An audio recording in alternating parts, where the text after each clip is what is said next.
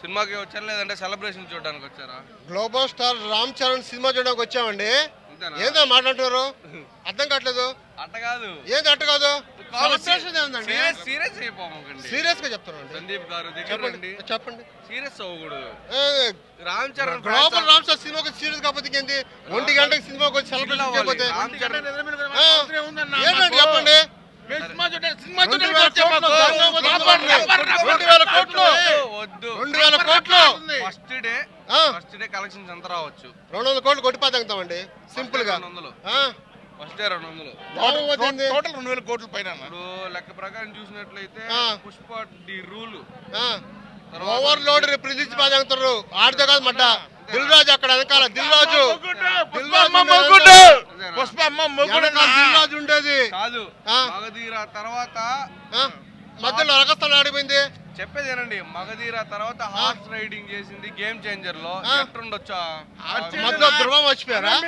Horse riding ధ్రువాల horse riding సినిమాలు కూడా ride చేస్తాం మేము ఇక్కడ. సినిమాలు ద్వారా రైడ్ చేస్తాం మేము ఇక్కడ.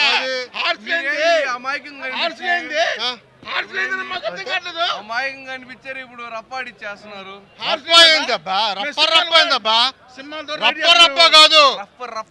రప్ప కాదు, పైకి లేపదేంగతాం మేము అంతే. వేస్తే ఎక్కడికి పోతుంది ఇది రాకెట్. సందీప్ బ్రో, మీరు ఎప్పటి నుంచి రామ్ చరణ్ ఫ్యాన్?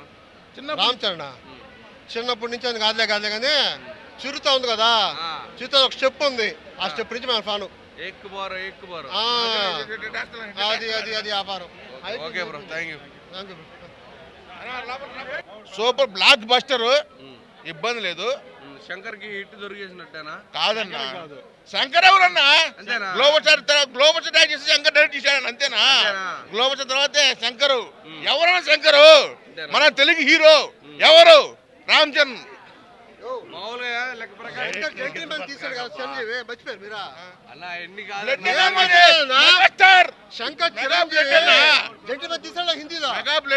సరే. ఇంకోటి లాస్ట్ అండ్ ఫైనల్, టిఎఫ్ఐ లో ఇప్పుడు 6 ప్యాక్స్ బాగా మెయింటైన్ చేసేది ఏదైనా హీరో ఉన్నాడంటే రామ్ చరణ్ మాత్రమే.